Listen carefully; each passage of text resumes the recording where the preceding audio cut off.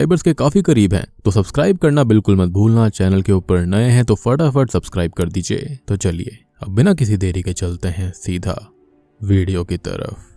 तो मूवी की शुरुआत होती है हमारी मेन लीड यानी कि कैली एन से, जो कि एक मॉडल है और साथ ही साथ वो पैसे कमाने के चक्कर में पोकर और ट्रेडिंग भी करती रहती है। खैर अब वो एक हाई प्रोफाइल मर्डर केस से ऑब्सेस्ड हो जाती है और उसकी रेगुलर ट्रायल्स को अटेंड करने लगती है। वो पहले दिन वो ट्रायल अटेंड करती है जहां पर लुडोविक नाम के एक आदमी का ट्रायल होना था और पब्लिक प्रोसिक्यूटर अपना आर्ग्यूमेंट रखती है। तो असल में लुडोविक ने रिसेंटली ही 3 लड़कियों को खत्म कर दिया था, जिनके नाम है किम जो कि 16 साल की थी, जो कि एथलीट बनने का सपना सजाए हुई थी। दूसरी थी जस्टिन जिसकी उम्र 14 साल की थी, जो कि एक अच्छी स्टूडेंट हुआ करती थी और लोगों को खुश रखती थी। और आखिरी थी कमेल जिसकी उम्र 13 साल की थी, जो कि एक model student, fun loving girl और क्लास प्रेसिडेंट थी, जो कि रिसेंटली ही हाई स्कूल में गई थी। अब लोगों ने डार्क वेब के बारे में सुना ही होगा। वहां पर होते हैं रेड रूम्स, जो कि एक तरह से सबको मिथ लगता है, लेकिन अब उस केस की वजह से वो लोगों के सामने आ पा रहा था। तो हुआ ये था कि लुडोविक ने उन 3 लड़कियों को अलग अलग अगवा किया, उनका असॉल्ट करा गया था, उनकी बॉडी पर हार्म भी हुआ था, उन्हें टॉर्चर करा गया, एक्सप्लॉइट किया गया और फिर उनको खत्म करके काट पीट दिया गया, उनके हाथ पैरों को फाड़ दिया और ये सब किया डार्क वेब के रेड रूम्स के जरिए, जहां पर उसने ये सब लाइव चलाया था, जिसके लिए लोगों ने पैसे भी दिए थे। वहां पर ऑक्शन होता था और उन वीडियोस के अंदर उसने मास्क लगाकर रखा हुआ था और सर्जरी ग्लव्स पहने हुए थे, जिससे उसकी पहचान ना हो पाए। हालांकि वीडियो में एक्सपर्ट्स ने उसकी आई कलर्स को पहचान कर, साथ ही साथ उसकी बॉडी लैंग्वेज और मूवमेंट्स को पहचान कर अंदाजा लगाया कि वो पर्सन जो रेड रूम्स के अंदर उन लड़कियों के साथ था, वो सारी हरकतें लुडोविक की ही थी। और इसी चीज को साबित करने के लिए पब्लिक प्रोसिक्यूटर उसके खिलाफ लड़ रही है, ताकि उसे उसके किए की सजा मिल पाए और उसे बचाने उसकी ओर से 14 केस लड़ेगा, ये साबित करने के लिए कि वो पर्सन लुडोविक नहीं है। अब लुडोविक अरेस्ट कैसे हुआ था, तो उसके पुराने अपार्टमेंट से उन तीनों लड़कियों की बॉडीज मिली थी, साथ ही साथ किम और जस्टिन की रेड रूम्स वाली टेप्स भी मिली थी। तो बॉडी मिलने से उसे अरेस्ट कर लिया गया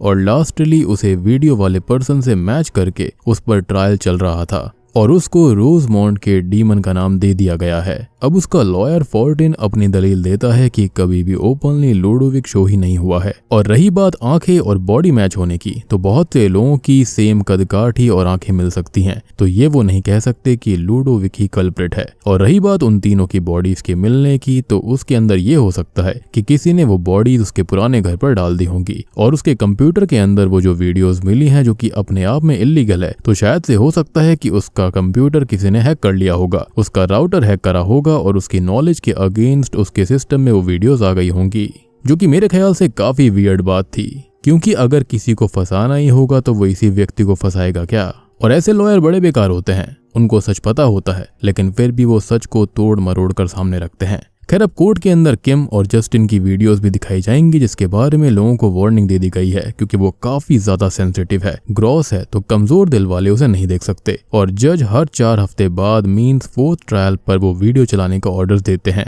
खैर अब ट्रायल आज के लिए खत्म हो जाता है और अगली तारीख मिल जाती है। तभी कैली भी ट्रायल रूम से बाहर आ जाती है, जिससे कुछ जर्नलिस्ट पूछताछ करते हैं कि वो ये ट्रायल अटेंड क्यों कर रही है, जिस पर वो कहती है कि वो सिर्फ क्यूरियस है। खैर तभी वो जर्नलिस्ट एक लड़की क्लेमेंटिन का इंटरव्यू लेते हैं, जो कि असल में लुडोविक की लवर है। वो कहती है कि ये केस बिल्कुल झूठा है, उसको फंसाया जा रहा है, वो खुद यहाँ पर विक्टिम है और उसके उन वीडियोस को ऑल्टर करा गया है ताकि ये साबित हो जाए कि वो रेड रूम्स वाला पर्सन लुडोविक ही है, जबकि उसका उन रेड रूम से कोई भी लेना देना नहीं है। वो पूरी तरह से निर्दोष है और वो बॉडीज उसके घर में रखी गई होंगी उसे फंसाने के लिए। लेकिन मेरा यहाँ पर यही कहना है कि आखिर उसे ही कोई क्यों फंसाएगा। खैर अब कुछ ही देर के बाद में कैली अपने घर आ जाती है और अपनी ट्रेड्स चेक करती है, थोड़ा बहुत पोकर खेलती है और उसकी वॉल पर शायद उसकी ग्रेट ग्रैंड मदर की फोटो लगी हुई थी, जो कि शायद खुद भी एक मॉडल और टाइटल होल्डर थी। तभी कैली को उसकी मॉडलिंग एजेंसी की मैनेजर बताती है कि उसकी पिक्चर एक काफी बड़ी फैशन ऑर्गेनाइजेशन ने फीचर करी है, जिससे वो काफी खुश होती है।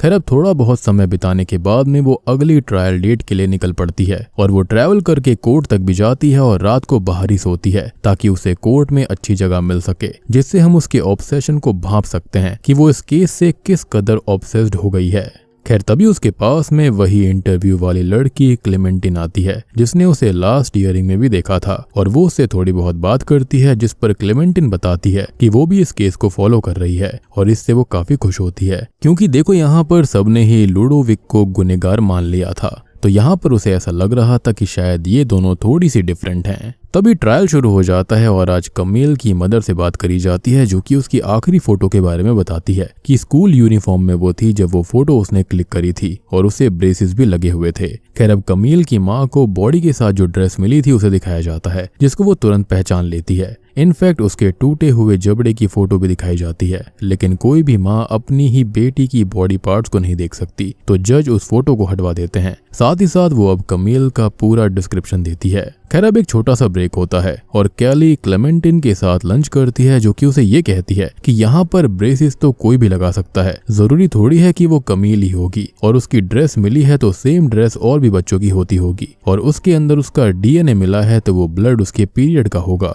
बात रही ड्रेस की तो वो भी उसने खुद ही कर दी होगी और कोई भी एक्सपर्ट पैसे लेकर झूठी रिपोर्ट बना सकता है। कुल मिलाकर वो यहाँ पर यही बताना चाहती है कि लुडोविक पूरी तरह से निर्दोष है, उसे फंसाया जा रहा है और उसके अगेंस्ट केस एक लेडी लड़ रही है, तो वो केस को डोमिनेट करके उसके खिलाफ ले जाने की पूरी कोशिश करेगी, कुछ भी बातें बोल देगी। जिस पर कैली ये कहती है कि वो एक हाई प्रोफाइल अटर्नी है जिसने 4 सबसे मुश्किल केसेस हैंडल करे हैं और जीते भी हैं, मतलब कि वो ऐसी वैसी अटर्नी नहीं है, उसके अंदर कुछ तो खास बात होगी और उसने अगर ऐसा केस लिया है तो इसके पीछे कोई सॉलिड रीजन है। अब ट्रायल रिज्यूम हो जाता है और 14 कमील की मदर फ्रांसिन से पूछताछ करता है कि क्या कभी उसने अपने घर के आसपास, अंदर या फिर इलाके में या फिर इस केस से पहले कभी भी लुडोविक को देखा है, जिस पर वो कहती है कि उन्होंने उसे कभी भी नहीं देखा। और वो उससे आगे ये भी पूछता है कि क्या कभी कमील ने उसके बारे में कभी मेंशन किया था, तो वो कहती है कि नहीं, उसने कभी उसके बारे में मेंशन नहीं किया। और तभी 14 अपनी दलील देता है। उसका ये भी कहना है कि वो लड़की कमील थी ही नहीं और लुडोविक तो निर्दोष है ही जिसके लिए वो केस लड़ रहा है। खैर अब इन सब बातों से फ्रांसिन को बहुत दुख होता है और वो मीडिया के सामने ये कहती है कि वो इस केस को खाली नहीं जाने देगी। वो उन 3 लड़कियों का दर्द बहुत ही अच्छे से समझती है और उनका दुख बिल्कुल नहीं भूल सकती और वो उनको इंसाफ दिलवा कर रहेगी,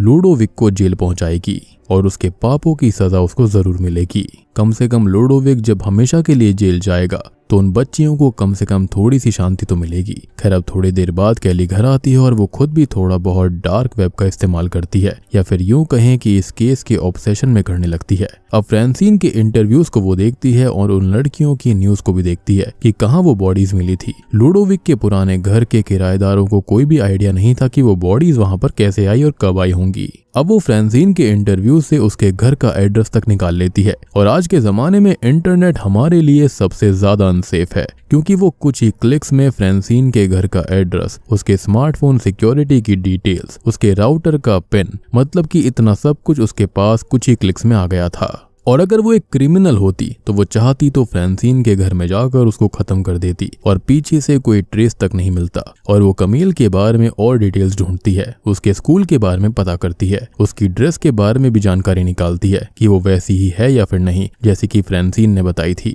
इनफैक्ट वो काफी सारी डिटेल्स और इन्फॉर्मेशन वैसे ही निकाल लेती है जो कि पुलिस भी नहीं निकाल पा रही थी, या फिर ये कहें कि निकालना नहीं चाहती थी। अब अपनी रिसर्च के बाद में वो थोड़ा बहुत अपना काम करती है, अपनी मॉडलिंग के लिए प्रैक्टिस और एक्सरसाइज करने लगती है। अगले दिन वो अपने प्रोफेशनल फोटोशूट पर जाती है और फिर कोर्ट के ट्रायल पर जाती है, जहां पर उसे क्लेमेंटिन मिलती है जिसके पास अभी पैसे खत्म होने लगे थे, तो वो रास्ते पर ही रह रही है और कैली ने उसे खाने पीने के लिए कुछ पैसे दिए थे, उनसे ही वो काम चला रही है और अब कैली उसे अपने घर ले आती है। वो उसको खाना खिलाती है, पानी पिलाती है, उसके साथ वक्त बिताती है और वो दोनों एक टॉक शो देखती हैं जिसके अंदर लुडोविक के बारे में ही बात हो रही थी और उसे गुनहगार तो मान ही लिया गया है, जिससे कि क्लेमेंटिन दुखी हो रही थी और इस टॉक शो में गुस्सा करके उस पर गुस्सा करती है कि वो ऐसी बातें लुडोविक के बारे में नहीं कर सकते, क्योंकि जब तक कोर्ट गिल्टी करार ना कर दे तब तक कोई भी गुनहगार नहीं होता। और ये चीज हमारे समाज की एक चीज को पॉइंट आउट करती है। लाइक मूवी के अंदर लुडोविक दोषी हो या फिर ना हो वो बात अलग है, लेकिन अक्सर ऐसा होता है कि किसी पर कोई भी इल्जाम लगता है तो लोग उसको दोषी मान ही लेते हैं, भले ही वो साबित हुआ ना हो, और अंत में उस पर लगे हुए इल्जाम भी झूठे निकल जाए तो वो बाइज्जत बरी भी हो जाता है। लेकिन वो टैग हमेशा उस पर लगा रहता है, क्योंकि लोग वही मानते हैं जो वो मानना चाहते हैं। अब जैसे आप किसी की नजर में गलत हो या फिर मैं गलत हूँ तो मैं हमेशा गलत रहूंगा, आप भी गलत रहोगे, उसको सही कोई नहीं कर सकता। खैर अब क्लेमेंटिन यहाँ पर काफी दुखी हो चुकी थी तो कैली उसके साथ और वक्त बिताती है, लेकिन स्टिल आई डोंट अंडरस्टैंड कि क्लेमेंटिन यहाँ पर लूडोविक के लिए दुखी क्यों थी। इतना दुखी होना आई डोंट थिंक सो बनता है। खैर कैली क्लेमेंटिन के साथ में टेनिस खेलती है और उसे रैकेट गिफ्ट करती है जिससे वो थोड़ी सी लाइट अप हो पाए। खैर अब अगली हियरिंग शुरू होती है जिसके अंदर experts dark web red rooms के बारे में बताते हैं और अब आ जाता है फाइनल डे जब किम और जस्टिन की वीडियोस कोर्ट में दिखाई जानी थी और कमील की वीडियो तो मिली भी नहीं थी। अब कोर्ट के अंदर जज सबको ऑर्डर्स देते हैं कि जो केस से डायरेक्ट नहीं जुड़ा हुआ है वो वहां से जा सकता है क्योंकि वो वीडियो हर कोई नहीं देख सकता और सभी लोग अब बाहर निकल जाते हैं और वीडियोस चलाई जाती हैं जिन्हें देखकर बहुत से लोगों को तो हार्ट अटैक आ जाता है। अब क्लेमेंटिन भी उन वीडियोस को देखना चाहती थी और कैली बताती है कि उसने वो वीडियोस देखी हैं और अब वो क्लेमेंटिन को वो वीडियो दिखाती है जिन्हें देखकर वो बहुत ही ज्यादा परेशान हो जाती है, इतनी कि अगले ही दिन अपने घर चली जाती है।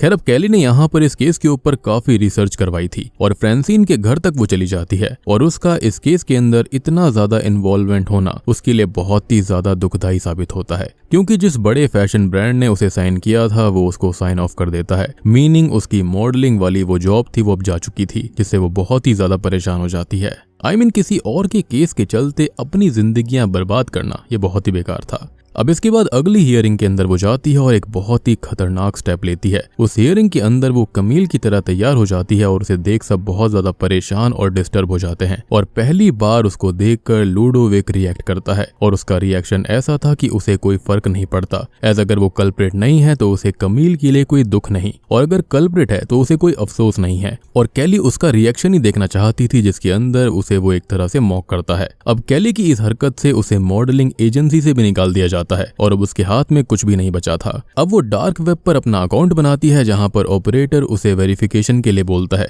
अब वो इस केस की वजह से काफी कुछ खो चुकी थी तो वो डार्क वेब पर फाइनल साइन अप कर लेती है, वेरिफिकेशन भी कर देती है जिससे अब वो भी इस दलदल में घुस चुकी है, शायद कभी भी बाहर नहीं आ पाएगी और अब अलग अलग फॉर्मेलिटीज उसको करनी होंगी। इनफैक्ट वो ये भी सेंस कर लेती है कि उसके इर्द गिर्द बहुत से डार्क वेब वाले लोग घूमने लगे हैं। खैर अब उसको एक पिन मिलता है उस ऑक्शन का जिसके अंदर कमील की वीडियो बेची जाएगी जिसकी कीमत बिटकॉइंस में होगी और आप ये सोच रहे होंगे कि उसने ऐसा किया क्यों, तो वो इस वीडियो को हासिल करना चाहती थी और फाइनली ऑक्शन जीतकर उसे वो वीडियो मिल चुकी थी जिसे वो देखती है और उसके एक्सप्रेशन ज्यादा खराब नहीं होते। खैर अब वो अपनी ग्रेट ग्रैंडमदर की फोटो को खत्म करती है क्योंकि उसने अपना करियर खत्म कर लिया है और अब वो फ्रांसिन के घर जाती है और उस वीडियो को एक पेन ड्राइव में रखकर फ्रांसिन के बेड के पास छोड़ आती है। कमील के रूम को देखती है और उसके जैसे सेल्फी लेती है कि एज अगर वो उसकी जगह होती तो क्या करती या फिर उसके साथ क्या होता। अब अगले दिन कोर्ट ट्रायल का फैसला आता है जिसके अंदर लूडोविक को सजा हो चुकी है और सारे चार्जेस साबित हो चुके हैं क्योंकि कमील वाली वीडियो से साबित हो गया है कि उसने ही वो रेड रूम्स ऑपरेट किए थे। अब देखो फिलहाल के लिए शायद से कैली का करियर खत्म हो चुका है लेकिन उसने एक बहुत ही अच्छा और नेक काम किया, उसने एक कातिल को सजा दिलवाई। खैर तभी हम क्लेमेंटिन का भी इंटरव्यू देखते हैं जिसके अंदर वो बताती है कि वो अपने दिमाग से लूडोविक को हटाने की कोशिश करेगी और अब उसकी सिंपैथी विक्टिम्स के साथ है, यानी कि ऊंटनी पहाड़ के नीचे आ चुकी थी। खैर मूवी की एंडिंग में हम सब कुछ ब्लर होता हुआ देख पाते हैं जो कि कैली की मेंटेलिटी या फिर उसकी पर्सनैलिटी हो सकती है जो कि अब फेड हो रही है और कहीं भी टर्न ले सकती है। वो ना पूरी तरह व्हाइट है ना ही पूरी तरह ब्लैक है, वो ग्रे शेड है जैसे ह्यूमन सब हो चुके हैं। उसे विक्टिम्स के लिए एम्पैथी नहीं थी ना ही लूडोविक पर गुस्सा था, बस एक मोमेंट ऐसा आया था जब वो अपनी फीलिंग्स के साथ शिफ्ट हो गई। हो सकता है कि वो मोमेंट उसका उसे ब्लैक साइड शिफ्ट कर सकता था और वो लूडोविक की तरह बन सकती थी। यहाँ पर कुछ भी हो सकता है, ये सब करते करते शायद वो खुद ये सब करे या फिर हो सकता है कि अब वो यहाँ पर सभी विक्टिम्स को बचाएगी, एटलीस्ट उनको इंसाफ दिलवाएगी। और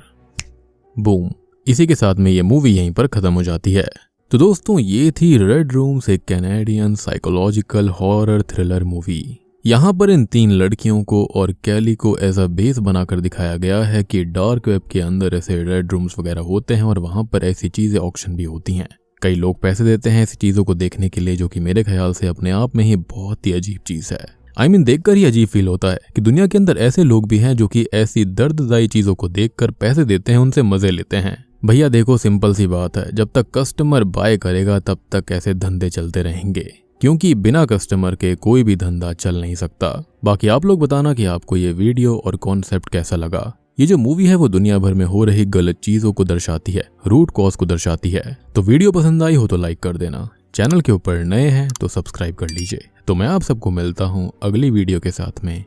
तब तक के लिए